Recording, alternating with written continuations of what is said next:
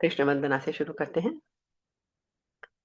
वसुदेव सुतं देवं कंस चाणूर मर्दनम देवकी परमानंदम कृष्णं वंदे जगद्गुरुम।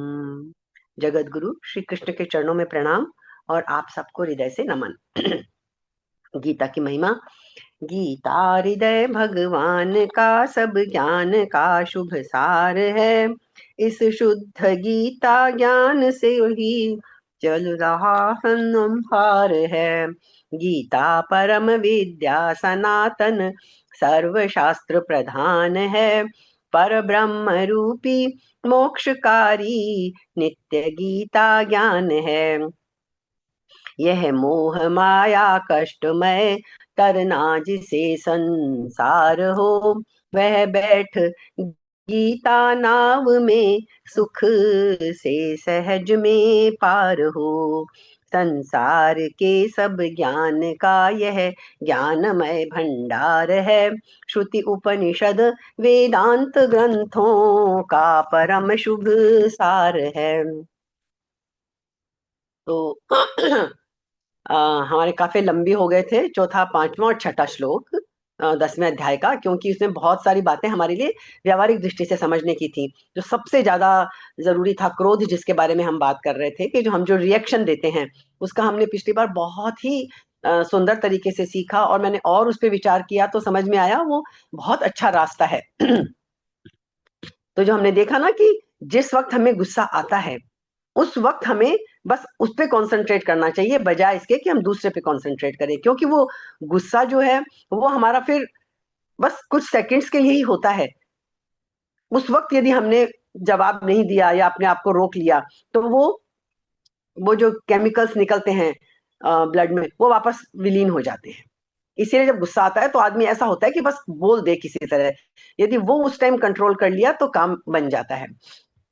तो हमने पिछली बार बात वहीं छोड़ी थी कि जो एक फिलोसोफर हुआ है गुरुजीएफ, संत कह लो, फिलोसोफर कह लो, जो जो भी साधना के रास्ते पे चलता है, जो हर जगह होते हैं वो, तो उन्होंने ये बताया कि उनके पिता ने अपने संस्मरण लिखे जब उन्होंने, तो उन्होंने लिखा कि मेरे पिता ने मुझे बस मरते वक्त जब उनके तो एक बात कही थी। उन्होंने कहा था कि भाई देखो, मेरे पास तुम्हें और देने के लिए तो कुछ भी नहीं है। गुरुजीएफ के फादर ने उनको कहा था मेरे पास तुम्हें देने के लिए और कुछ नहीं है, बस एक छोटी सी बात है जिससे मेरा जीवन बदल गया था। उनके पिता कह रहे हैं कि मेरा जीवन बदल गया था, वो छोटी सी सलाह, वो बात मैं तुझे बता के जा रहा हूं बेटा। उस बात ने मेरी जिंदगी को सोना बना दिया था, वो मैं तुझे दे रहा हूं। और वो सलाह क्या थी? ये थी कि जब तुझे कोई गाली दे तो तू पलट के जवाब मत देना, ये कहना कि मैं 24 घंटे बाद आपको इस बात का जवाब दूंगा। बस इतना ही करना। उस वक्त बोल देना आपने जो भी कहा है, मैं 24 घंटे बाद आपको जवाब देने आऊंगा, जरूर जवाब दूंगा मैं।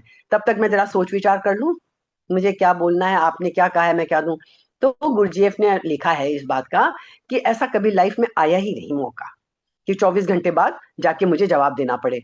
24 घंटे का वक्त इतना लंबा हो जाता है। इस गुस्से को तो, गुस्से के जहर को खत्म करने के लिए तो 1 मिनट भी काफी होता है। उस वक्त यदि तुरंत 1 मिनट भी जवाब नहीं दिया तो वो गंदी बातें हमारे मुंह से कभी निकलेंगी ही नहीं। फिर जो गुस्से में हम अनाप शनाप बक देते हैं ना, तो वो फिर कभी निकलेगा ही नहीं, है ना। तो 24 घंटे का वक्त तो बहुत लंबा होता है। तत्काल जवाब आ जाए गुस्से में तो आ जाए, नहीं तो जवाब नहीं आता है। पर हम लोग हैं भी तो कितने होशियार। हमें कोई अच्छा काम करना होता है ना, तो हम टालते रहते हैं।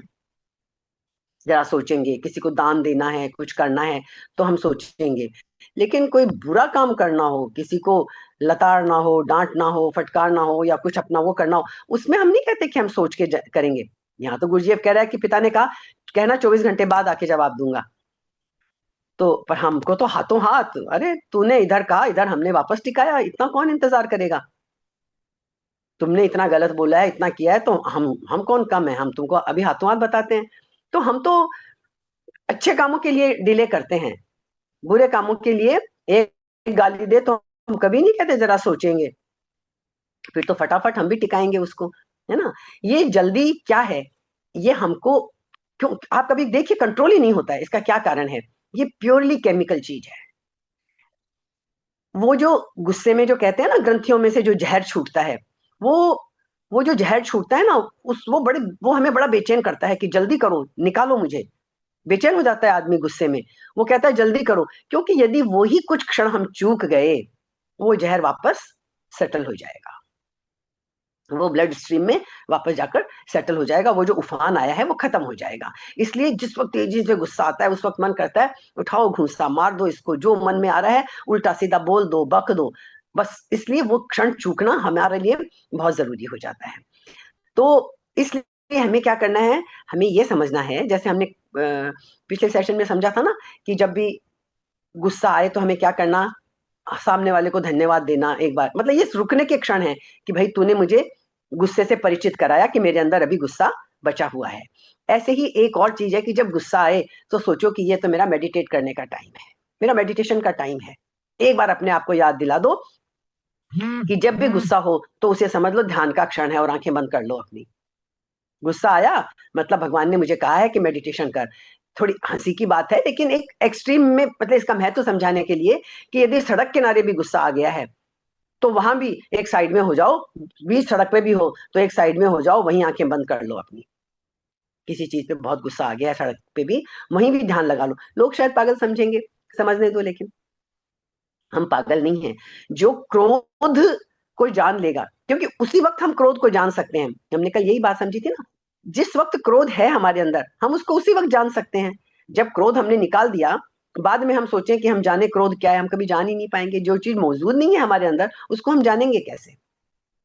तो जिस वक्त क्रोध आए, जिस वक्त हमारे अंदर काम वासना उठे, जिस वक्त हमारे अंदर कोई भी चीज की बहुत ज्यादा हवस पैदा हो, उस वक्त यदि हम उस पर विचार करें, उस वक्त यदि हम ध्यान लगाएं कि ये क्या हो रहा है मेरे अंदर, ये गुस्सा कैसा गुस्सा है, ये क्या ताकत है इस गुस्से की, कहां से है, यदि ये हम ध्यान लगाने, ये कौन सी एनर्जी मेरे अंदर से इतना धक्का दे रही है कि मैं पागल हुआ चला जा रहा हूं, तो हम बहुत जल्दी, गीता यहाँ ये समझा रही है, बहुत जल्दी हम उस ज्ञान को उपलब्ध हो जाएंगे, जिस ज्ञान को जानकर, जो कृष्ण ने यहाँ दो शब्द कहे हैं ना, इंद्रिय निग्रह और मनोनिग्रह, दो ही चीजों पे तो कंट्रोल करना है हमें। एक तो हमारी ये इंद्रियां, सेंस ऑर्गन्स जो हैं, इन पे कंट्रोल करने की बात आई है गीता में, और एक मनोनिग्रह, वो सबसे बड़ी चीज है, मन को कंट्रोल में करना, मन को काबू में करना। यही तो चीजें हमारे काबू में नहीं है।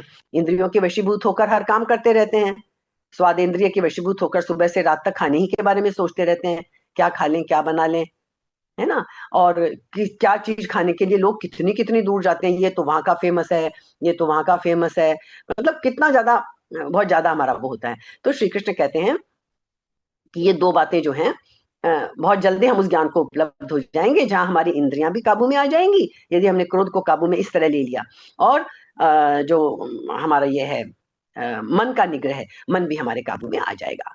ठीक है, अब इतनी बातें तो हो गई। अब कुछ चौथे पांचवें छठे श्लोक में जो बहुत सारी चीजें हमने गिनाई थी ना, मैंने पिछली बार भी पढ़ के सुनाया था, अब उसमें और क्या चीजें बची हैं? श्री कृष्ण कहते हैं सुख और दुख, ये कॉन्ट्रेरी चीजें हैं। उत्पत्ति और प्रलय, भय और अभय, ये भी मैं हूं। तो ये हमारा चौथा पांचवा छठा श्लोक समाप्ति की ओर है। इनकी ये दो तीन चीजें और समझ लेते हैं। ये तीन द्वंद्व एक साथ कृष्ण ने बोले हैं। द्वंद्व यानी ड्यूअल चीजें, पेयर में है ये, सुख और दुख, और विपरीत है। सुख और दुख एक, उत्पत्ति यानी पैदा होना, प्रलय माने नाश होना, उत्पत्ति और प्रलय, और भय और अभय, डर और डर का अभाव। तो इन तीनों को एक साथ उपयोग करने का प्रयोजन है कृष्ण का। हम सब सोचते हैं, हम सब ने सोचा बहुत बार कि परमात्मा आनंद है। हम यही कहते हैं ना कि परमात्मा तो आनंद है, परमानंद है। कृष्ण यहाँ क्या कह रहे हैं? मैं आनंद ही आनंद। कृष्ण मतलब यहाँ हम भगवान के रूप में आनंद ही आनंद नहीं हूं मैं तो दुख भी हूं। ये सूत्र बड़ा खतरनाक हो जाता है। हम तो सोचते हैं भगवान तो बस सच्चिदानंद परमात्मा, वो तो परम आनंद है। लेकिन यहाँ कृष्ण बार बार बार बार कह रहे हैं कि अच्छा भी मैं हूँ, बुरा भी मैं हूँ, सुख भी मैं हूँ, दुख भी मैं हूँ, भय भी मैं हूँ, अभय भी मैं हूँ, सब कुछ मैं हूँ। जो तुम्हें अशुभ दिखता है संसार में, वो भी मैं ही हूँ। तो इस सूत्र को समझना बहुत जरूरी है। तो हम सब सोचते हैं कि परमात्मा तो सुख का धाम है, परम सुख अगर चाहिए तो परमात्मा की तरफ जाओ। लेकिन श्री कृष्ण कह रहे हैं कि दुख भी मैं हूं। तो क्या मतलब है? कृष्ण क्या यहाँ वेदों के, उपनिषदों के और पुराणों के, उन सब के विपरीत जा रहे हैं क्या, जो भगवान को सच्चिदानंद कहते हैं? नहीं।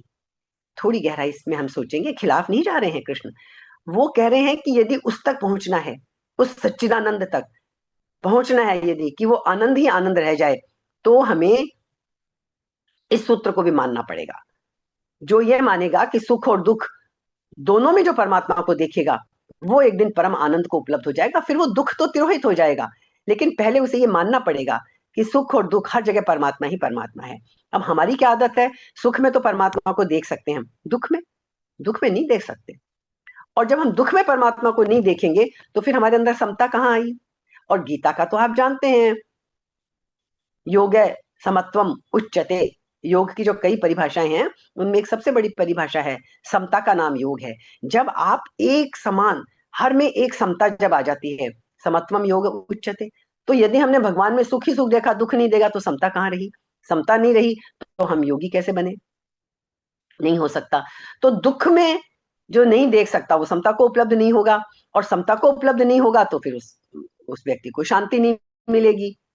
ठीक है, तो जो दुख में भी भगवान को देख सकता है कि दुख भी, वो तो एक गाना मुझे याद आ रहा है। और देखिए कितने ये जो गीतकार होते हैं ना हमारे फिल्मों में भी, कई गानों को सुनिए, इतनी मतलब आध्यात्मिकता से भरी हुई बातें हैं। तो एक वो गाना है ना, सुख भी मुझे प्यारे हैं, दुख भी मुझे प्यारे हैं, छोड़ू मैं किसे भगवन दोनों ही तुम्हारे हैं। एक फिल्म का गाना है, देखिए, छोड़ू मैं किसे भगवन दोनों ही तुम्हारे हैं। उस गाने में भी है, पर हमने गाना तो गा लिया, पर हम उसकी गहराई में नहीं गए। तो दुख में भी परमात्मा दिखाई पड़े तो फिर फायदा क्या होगा उससे, क्यों दुख में परमात्मा को देखें। दुख में जब हम परमात्मा को देखेंगे तो फिर हम दुख से भागेंगे नहीं। देखिए दुख है तो है, हमारे भागने से तो वो चला खत्म नहीं हो जाएगा, लेकिन जब हम दुख में परमात्मा को देखेंगे तो फिर हम भागेंगे नहीं दुख से। क्यों, क्योंकि परमात्मा से कौन भागना चाहता है। फिर हम परमात्मा से प्रार्थना ही नहीं करेंगे कि भगवान मुझे दुख से छुड़ाओ, क्योंकि परमात्मा से कौन छूटना चाहता है। हमारे लिए सुख में भी परमात्मा है, दुख में भी परमात्मा है, तो हमें परमात्मा से बच के थोड़ी जाना है। दुख में भी परमात्मा है, चलो कोई बात नहीं फिर तो इसलिए जिसको दुख में भी परमात्मा दिखने लग जाए, फिर उसके लिए इस संसार में दुख नाम की कोई चीज रहेगी ही नहीं, फिर दुख रहेगा ही नहीं। दुख का मतलब तब तक ही है जब तक हम उससे बचना चाहते हैं, जब तक हम उसको दुख समझते हैं और उससे बचना चाहते हैं तब तक ही दुख है। जब हमने दुख को स्वीकार कर लिया, हमें उससे कोई परेशानी ही नहीं है कि जैसे सुख है वैसे ही दुख है, जैसे सुख में परमात्मा है वैसे यहाँ भी परमात्मा है, तो जब हमने उसको एक्सेप्ट कर लिया, उससे बचने की हमारी कोई ख्वाहिश ही नहीं रही, तो फिर कोई दुख बचेगा ही नहीं। और जब दुख नहीं बचेगा तो फिर क्या बचा। सॉरी, सुख ही सुख बचा ना फिर जीवन में। तो इसलिए श्री कृष्ण कहते हैं कि सुख भी मैं, दुख भी मैं, उत्पत्ति भी मैं, प्रलय भी मैं, जन्म भी मैं, मृत्यु भी मैं, सारे द्वंद्व मैं हूं, भय भी मैं हूं, अभय भी मैं हूं। मतलब जहां जहां द्वंद्व दिखाई पड़े दोनों में मैं ही हूं। ऐसे जो मुझे देखेगा, कृष्ण कहते हैं ऐसे जो मुझे देखेगा तो आगे के सूत्रों को समझना आसान हो जाएगा। आगे कुछ चीजें और बची है ना, बस अब फिर ये हमारा चौथा पांचवा छठा श्लोक खत्म हो जाएगा। कुछ चीजें और बची हैं जो कृष्ण ने कही है पांचवें, चौथा पांचवा छठा इन श्लोकों में। क्या चीजें और बची हैं, अहिंसा समता तुष्टिस्तपो दानम यशो यशः भवन्ति भावा भूतानां मत्त एव पृथग् विधाः महर्षयः सप्त पूर्वे चत्वारो मनवस्तथा मद्भावा मानसा जाता येषां लोके इमः प्रजाः।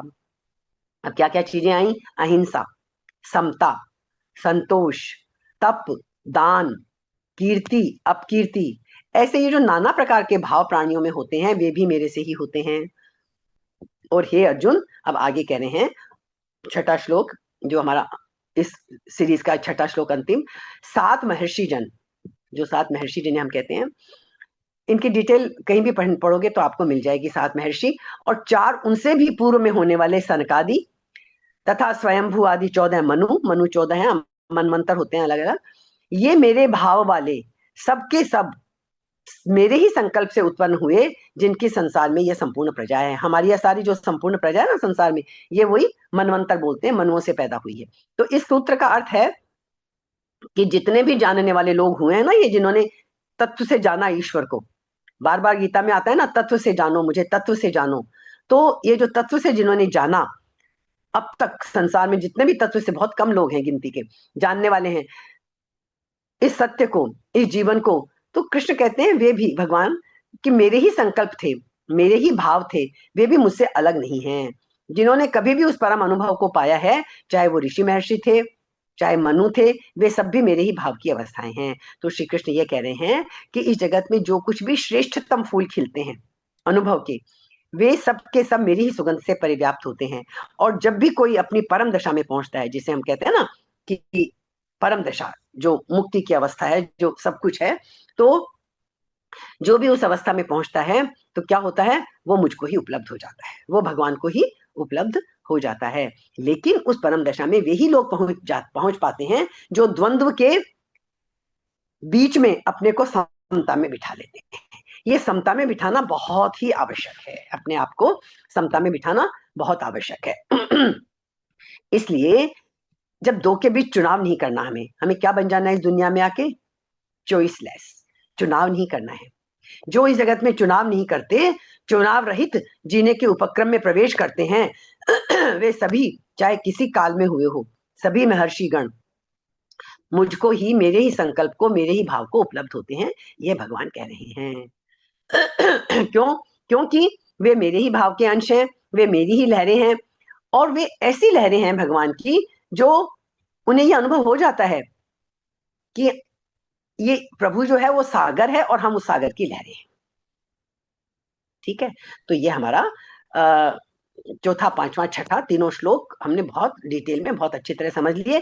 और सबसे इंपॉर्टेंट बात जो इसमें थी कि हमें अपने क्रोध पे कैसे हम काबू पा सकते हैं, क्योंकि क्रोधो एक बहुत प्रसिद्ध श्लोक है जो बचपन से हम पढ़ते आए हैं, क्रोधो मूलम अनर्थानाम। क्रोध जो है ना, वो सारे अनर्थों की जड़ क्रोध ही है। क्रोधो संसार बंधनाय, क्रोध ही संसार में बंधन का कारण है। इसलिए लास्ट में क्या कहते हैं, इसलिए हमें क्रोध को छोड़ देना चाहिए। और क्रोध को छोड़ने के हमने बहुत व्यावहारिक तरीके सीखे, पर वो हमें करना पड़ेगा कि जिस वक्त क्रोध आए उस वक्त उसी क्षण हमें उसको समझना है और उसको काबू में ले लेना। ठीक है, तो अब ये हमारा हो गया। अब हम सातवां और आठवां, ये दो श्लोक हम आज पढ़ते हैं। तो सातवां श्लोक हमारा क्या है, मैं पढ़ती हूँ। तो चौथे से छठे तक हमने क्या देखा, प्राणियों के जितने भाव और व्यक्तियों के रूप में अपनी विभूतियों का और अपने योग का वर्णन कर दिया, चौथे से छठे तक।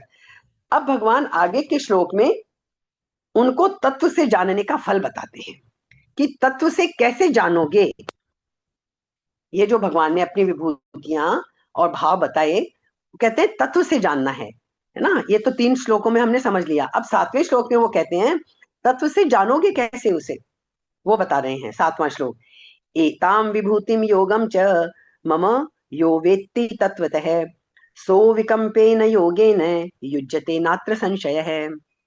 तो क्या कह रहे हैं कि जो मनुष्य मेरी इस विभूति को, ये जो विभूतियां बताई हैं, मेरी इस विभूति को और योग सामर्थ्य को तत्व से जानता है, अर्थात तत्व से जानना क्या है, दृढ़ता पूर्वक संदेह रहित स्वीकार कर लेता है, वह अविकम्पेन योगेन, वह अविचल भक्ति योग से युज्यते, युक्त हो जाता है।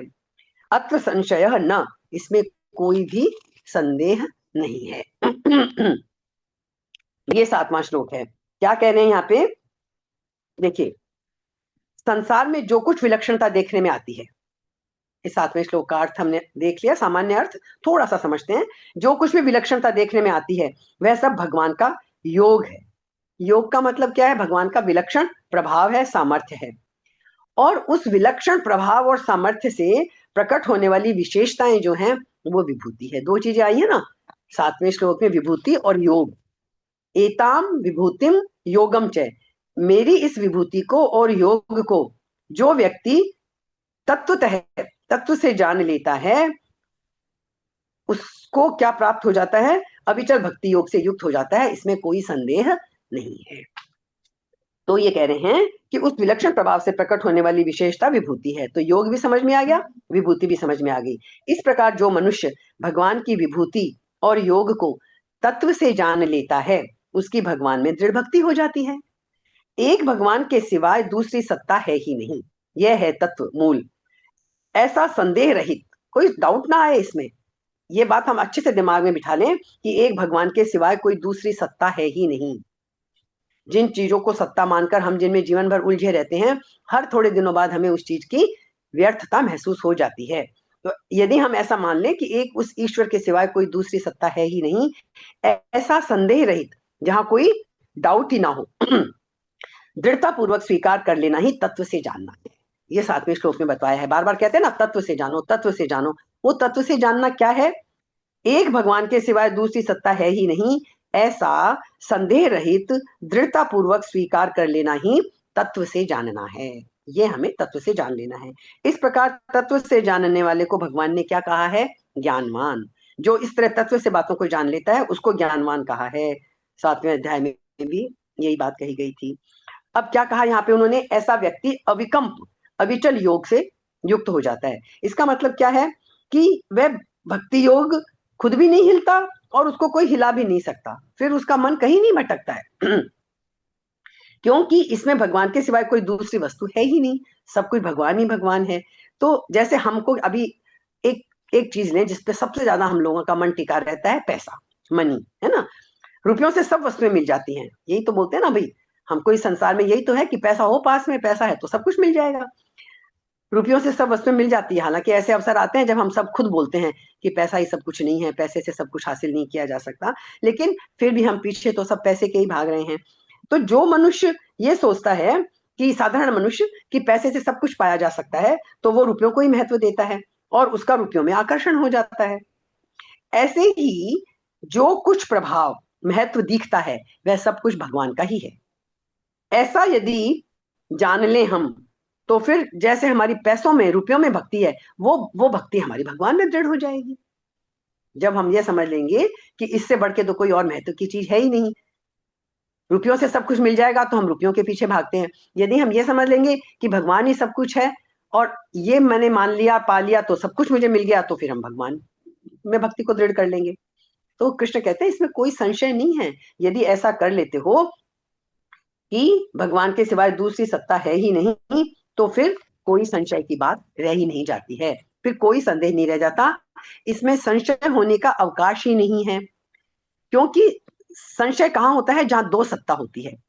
संशय तब होता है तब दो सत्ता होती है, एक भगवान के सिवाय और कोई है ही नहीं। तो फिर वृत्ति कहाँ जाएगी, क्यों जाएगी, किसमें जाएगी और कैसे जाएगी? इसलिए एक भगवान में ही अविचल भक्ति हो जाती है, इसमें संदेह नहीं है। ये हमारे इस 7वें श्लोक का अर्थ है। अब हम तो इस 7वें श्लोक में क्या बताया भगवान ने? कि मेरी विभूति और योग को तत्व से जानने वाला अविचल भक्ति से युक्त हो जाता है। अतः विभूति और योग को, अब विभूति और योग को तत्व से जानने वाला, वही वो तत्व से जानना क्या है समझाने की कोशिश बोल तो दिया भगवान ने, पर हम तो समझ नहीं पाए ना तत्व से जानना क्या है। इसी का विवेचन अगले श्लोक में कर रहे हैं, जो अभी हमने थोड़ी सी हिंट में चर्चा की थी। क्या है वो 8वां श्लोक? अहम सर्वस्य प्रभवो मत्तः सर्वं प्रवर्तते। अहम, कृष्ण कह रहे हैं, भगवान कह रहे हैं, अहम सर्वस्य प्रभवो मत्तः सर्वं प्रवर्तते इति मत्वा भजन्ते माम बुधा भाव समन्वितः। क्या कह रहे हैं इस 8वें श्लोक में? अहम सर्वस्य प्रभव है, मैं संसार मात्र का प्रभव, प्रभव माने मूल कारण, इस संसार मात्र का मूल कारण मैं हूं। यत्तः सर्वम प्रवर्तते, और मुझसे ही, मत्तः, और मुझसे ही सारा संसार प्रवृत्त हो रहा है। इति मत्वा, ऐसा मानकर, भाव समन्वितः बुधाः, मुझ में ही श्रद्धा प्रेम रखते हुए बुद्धिमान लोग माम भजन्ते, मेरा ही भजन करते हैं, सब प्रकार से मेरी ही शरण में होते हैं। ये 8वां श्लोक है और डिटेल में हम समझेंगे इसको, लेकिन समझ में दोनों श्लोक हमें आ गए। योग और विभूति दो वर्ड यूज किए थे। योग और विभूति को तत्व से समझना है, वो तत्व से समझना क्या होता है ये 8वें श्लोक में हमें बता दिया कि तत्व से समझना ये होता है कि सब संसार मात्र का मूल कारण प्रभु है, सारा संसार प्रवृत्त हो रहा है, चेष्टा कर रहा है, ऐसा मानकर श्रद्धा प्रेम रखते हुए बुद्धिमान भक्त मेरा ही भजन करते हैं, सब प्रकार से मेरी ही शरण में हो जाते हैं। तो क्या करना है हमको? सबके मूल में परमात्मा है और परमात्मा से ही वस्तु, व्यक्ति, पदार्थ, घटना सारी सबको स्फूर्ति मिलती है। हम बोलते हैं ना वीवीजीपी, जो वर्ड बड़ा अच्छा लगता है, वीवीजीपी, व्यक्ति, वस्तु, घटना, परिस्थिति। ऐसा ज्ञान होना परमात्मा की प्राप्ति चाहने वाले सभी साधकों के लिए बहुत आवश्यक है। देखिए, हम बार बार कहते हैं, आम जीवन जो जी रहे हैं, जिन्हें साधना की तरफ कोई रुचि ही नहीं है, हम सब साधना की तरफ बढ़े हुए लोग हैं। इस बात के लिए हम प्रभु को धन्यवाद दे सकते हैं कि ईश्वर ने हमें आज सुबह सुबह हफ्ते में एक ही बार सही एटलीस्ट हमारे दिमाग में यह बात डाली है कि हमें कुछ साधना की तरफ बढ़ना है। तो ये बातें सब साधकों के लिए हैं कि ऐसा ज्ञान होना परमात्मा प्राप्ति चाहने वाले सभी साधकों के लिए बहुत आवश्यक है। कारण जो अभी हमने पहले भी समझ लिया, जब सबके मूल में परमात्मा ही है जब हमने ये समझ लिया कि हर चीज के मूल में परमात्मा ही है, तब साधक का लक्ष्य भी परमात्मा की तरफ ही होना चाहिए। जो चीज सबसे ज्यादा महत्वपूर्ण है वही तो हमारा लक्ष्य होना चाहिए ना। उस परमात्मा की तरफ लक्ष्य कराने में ही संपूर्ण विभूतियों और योग के ज्ञान का तात्पर्य है। ये जो हम समझना चाहते हैं, योग का ज्ञान, विभूतियों के बारे में ज्ञान, इस सब का लक्ष्य एक ही है कि हम ये समझ लें कि सब कुछ वो परमात्मा ही है। ये समझना ही सही बात है। तो यही बात गीता में जगह जगह बताई गई है, यही बात गीता में है जगह जगह। और दूसरा अध्याय तो मैंने कहा है ना, यदि आप दूसरे अध्याय को बार बार पढ़ लें, दूसरा अध्याय मानो जैसे सब कुछ गीता का सब कुछ है जो कहा जाएगा ना पूरी गीता में आगे 18 श्लोक में, वो सबको सार रूप में एक बार उसका हिंट गीता में आ गया है। तो दूसरे अध्याय में हर चीज आ गई है। और ऐसे ये बातें जो महत्वपूर्ण बातें हैं वो गीता में जगह जगह है, बार बार रिपीटिशन लगेगा, लेकिन क्योंकि महत्व की बातें हैं ही वो लिमिटेड, बस समझना ही मुश्किल होता है, इसलिए जगह जगह आती है। गीता में जगह जगह बताई गई है। जैसे क्या क्या बताया गया है, संपूर्ण प्राणियों की प्रवृत्ति होती है और जिससे संपूर्ण संसार व्याप्त है, उस परमात्मा का अपने कर्तव्य कर्मों के द्वारा पूजन करना चाहिए। 18वें अध्याय में आएगी ये बात, 46वां श्लोक। जो संपूर्ण प्राणियों के हृदय में विराजमान है और जो सब प्राणियों को प्रेरणा देता है, उस परमात्मा की सर्वभाव से शरण में जाना चाहिए। ये भी 18वें अध्याय में आएगा। कर्म योग, ज्ञान योग और भक्ति योग, ये हमने शुरू में बहुत अच्छी तरह समझे हैं। ये साधन, ये 3 साधन है ना, ये तो अपनी अपनी रुचि के अनुसार भिन्न भिन्न हो सकते हैं। मेरी रुचि कर्म योग में ज्यादा है, आपकी भक्ति योग में ज्यादा है, किसी की कर्म, ज्ञान और भक्ति 3 है ना, तो जिसकी जिसमें है वो रुचि अपनी अलग अलग है उसके अनुसार। परंतु ज्ञान सभी साधकों के लिए बहुत ही आवश्यक है, ज्ञान सबको पाना है। भक्ति भी है तो वो ज्ञान सहित होती है, ज्ञान रहित भक्ति नहीं होती है। तो तत्व से जानना, वो ज्ञान ऐसा ज्ञान जानकारियां नहीं, तत्व से जानना वो बहुत जरूरी है। तो जैसे अभी हमने देखा ना कि रुपयों को महत्व किस लिए देते हैं, कि उनसे हमें सब वस्तुएं मिल जाती हैं। तो रुपयों से हमें वस्तुएं तो मिल जाती हैं, लेकिन रुपयों से वस्तुएं पैदा तो नहीं होती ना। हम प्राप्त तो कर सकते हैं, जो चीजें पहले से ही विद्यमान हैं उनको हम रुपयों से प्राप्त कर लेते हैं, पर भगवान से संपूर्ण वस्तुएं पैदा भी होती हैं और मिलती भी है। ये शक्ति उस ईश्वर में ही है।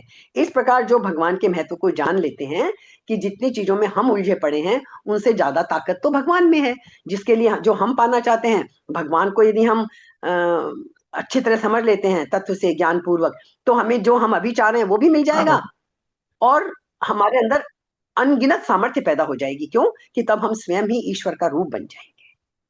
तो अभी जो हम छोटे छोटे से इनमें उलझे पड़े हैं ना, वो नहीं रहेगा। फिर तो हम भी ईश्वर की तरह सर्वशक्तिमान ही बन जाएंगे। इस प्रकार जो भगवान के महत्व को जान लेते हैं, वे तुच्छ संसार के रुपयों आदि में लोभ में ना फंसकर भगवान के ही भजन में लग जाते हैं। 15वें अध्याय में कहते हैं प्रभु, सर्वविद भजति माम सर्वभावे न भारत है। ऐसा व्यक्ति फिर हर तरह से भगवान को ही भजता है। भगवान कहते हैं कि पदार्थ और व्यक्ति भी मेरे से ही आते हैं, जिन चीजों में हम उलझे पड़े हैं वो भी तो ईश्वर से ही आए हैं। अहम सर्वस्य प्रभु है, यही कहा ना 8वें श्लोक के शुरुआत में, अहम सर्वस्य प्रभुवो मत्तः सर्वम प्रवर्तते। मैं ही सब का प्रभाव, मेरे से ही सब शुरू होते हैं और क्रियाएं भी मेरे से ही होती हैं। मत्तः सर्वम प्रवर्तते, ये 8वें श्लोक की पहली लाइन है।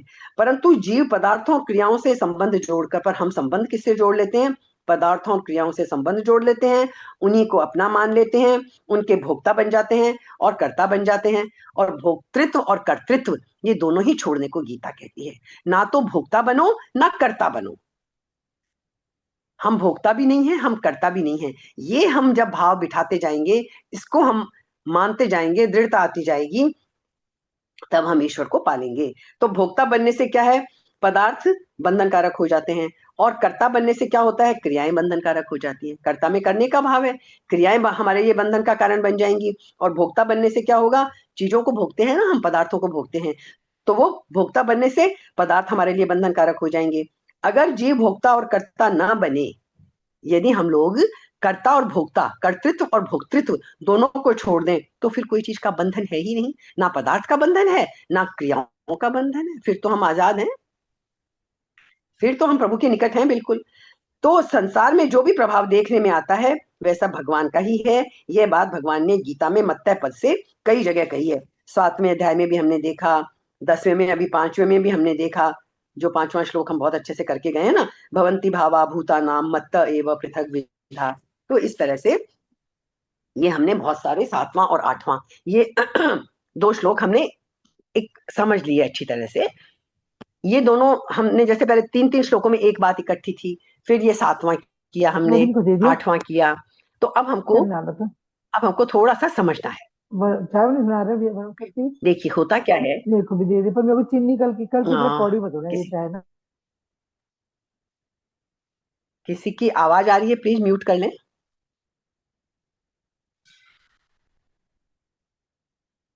तो ये हमने 7वां, हाँ ठीक है, सो अविकम्पेन योगेन, ये हमने पढ़ा ना अभी।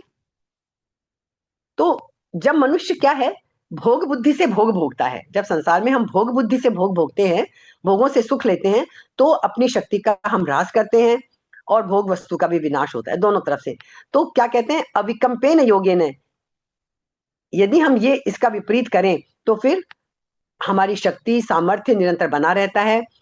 वास्तव में भोगों को भोगने में सुख नहीं है, सुख किसमें है, भोगों के संयम में। और ये संयम पैदा कैसे होता है, दो तरह से संयम पैदा होता है। एक तो दूसरों पर शासन रूप से संयम, और अपने पर शासन रूप से संयम। दूसरों पर शासन रूप संयम का क्या मतलब है, जब हम ये सोचें कि दूसरों का दुख मिट जाए, वे सुखी हो जाएं, इस भाव से दूसरा व्यक्ति कोई गलत रास्ते पे चल भी रहा है, जैसे तो उसे सन्मार्ग पे लाएं। हमारी इच्छा होती है ना, जब कोई बहुत अच्छी चीज हम समझते हैं, सीखते हैं, जैसे गीता का ही हमने कोई बहुत अच्छी चीज समझ में आई, और हमने देखा कि ये तो बहुत अच्छी बात है, तो हमारा मन होता है कि हमारे साथ वाला जो भी हमारा कोई मित्र है, रिश्तेदार है, कि हम उसे भी ये बात बताएं। ये भाव हमारा, यदि उसके कल्याण की इच्छा से हमारे अंदर बात पैदा हो, तो ये होता है, तो दूसरे को भी अच्छे रास्ते पर लाने की कोशिश हम करने लगते हैं। और एक होता है अपने प्रशासन रूप संयम, है ना। ये दोनों संयम का नाम योग है अथवा प्रभाव है। ऐसा योग अथवा प्रभाव सर्वोपरि परमात्मा में स्वतः स्वाभाविक होता है, और हम दूसरों में ये साधन और साध्य होता है, हमें तो साधना पड़ता है, परमात्मा में तो ये है ही है। और योग तो हम पढ़ चुके, क्या है योग, समता, योग नाम समता, संबंध और सामर्थ्य का है। जो स्थिर परमात्मा तत्व है, जो स्थिर परमात्मा तत्व है, उसी से अपार सामर्थ्य आती है। अपार सामर्थ्य किसमें आएगी, तब हम देखते हैं ना, योगी, जो योगी है उनमें कितनी सामर्थ्य आ जाती है, कितनी ताकत आ जाती है उनमें। ताकत का मतलब शारीरिक ताकत नहीं, उनमें बहुत सारी शक्तियां आ जाती हैं, अपार सामर्थ्य आ जाती है। कारण क्या है उसका, कि वो निर्विकार परमात्मा तत्व महान सामर्थ्यवान है, महान शक्तिशाली है। मनुष्य में आंशिक रूप से, अब हमें गीता में जो बार बार कहा गया है ना, जो सबसे ज्यादा प्रसिद्ध श्लोक है ना, कि निष्काम भाव से कर्म करो, निष्काम भाव से कर्म करो, यही गीता का है ना, कर्म करो, कर्म बिना तो हम रह ही नहीं सकते। तो ये गीता में एक शब्द भी ऐसा नहीं है जिसका अर्थ ना हो। मनुष्य में आंशिक रूप से ये सामर्थ्य है ना, योगियों वाली सामर्थ्य, जो यदि निष्काम भाव से हम कर्म करें, यदि निष्काम हो जाएं, हम कामना रहित हो जाएं, करना सब कुछ है, दिखेगा हम वैसे के वैसे हैं, सब कुछ हम कर रहे हैं, हम उन्नति भी तरफ भी बढ़ रहे हैं, सब कुछ कर रहे हैं, लेकिन हम वो निष्काम भाव से कर रहे हैं, ये गीता का संदेश है। तो यदि हम निष्काम भाव से कोई करते हैं, तो भी ये शक्ति जिसकी हम चर्चा कर रहे हैं, तो भी ये शक्ति हमारे अंदर आ जाती है। कारण क्या है, कामना होने से शक्ति का क्षय होता है। कभी भी आप देख लो, जब हम कोई चीज के पीछे भागते हैं ना, कामना जब पैदा हो जाती है जबरदस्त, तो फिर शक्ति का क्षय होता है। और जैसे ही हम निष्काम होते हैं, उस चीज के लिए काम कर रहे हैं, लेकिन हम अंदर से कामना खत्म कर देते हैं, निष्काम हो जाते हैं, और कर्म फल की बात तो क्या ही है कि फल की इच्छा भी छोड़ देते हैं, तब फिर क्या होता है, शक्ति का संचय होता रहता है, हमारी शक्ति और बढ़ जाती है। विपरीत सुनने में लगता होगा, नहीं है, ये सच्चाई है। निष्काम और कर्म फल से रहित होकर देखें, हमारी शक्ति कई गुना बढ़ जाती है। जैसे आदमी काम करते करते थक जाता है, तो थोड़ी देर हम कहते हैं अभी थोड़ी देर रेस्ट कर लें, रेस्ट कर लेते हैं, काम करने की शक्ति फिर से आ जाती है। बोलते बोलते आदमी थक जाता है, थोड़ी देर चुप रहता है, फिर बोलने की शक्ति आ जाती है। जीते जीते आदमी मर जाता है, तो फिर जीने की शक्ति आ जाती है। तो जब सृष्टि का सर्ग, और इसका वर्णन हम 7वें अध्याय में उनमें बहुत विस्तार में समझ चुके हैं, कैसे सृष्टि सर्ग के आदि में कैसे सृष्टि पैदा होती है, कैसे विलय होते हैं, ये हम बहुत डिटेल में। तो सर्ग में शक्ति क्षीण होती है और प्रलय में शक्ति का संचय होता है। तो तात्पर्य यह हुआ कि प्रकृति के संबंध से शक्ति, जब प्रकृति से, दुनियावी चीजों से हमारा संबंध होता है, तो हमारी शक्ति क्षीण होती है, और उससे यदि हम संबंध विच्छेद कर लें तो फिर हमारे अंदर महान शक्ति आ जाती है। तो ये जो 7वां और 8वें 2 श्लोक हमने पढ़े ना अभी, अब चौथा, 5वां, 6ठा हम संपूर्ण कर चुके हैं। अब ये जो 7वां श्लोक है ना, हमारा समय अभी हो रहा है, हमने अर्थ समझ लिया है, विशेष अर्थ और आगे समझ लेंगे।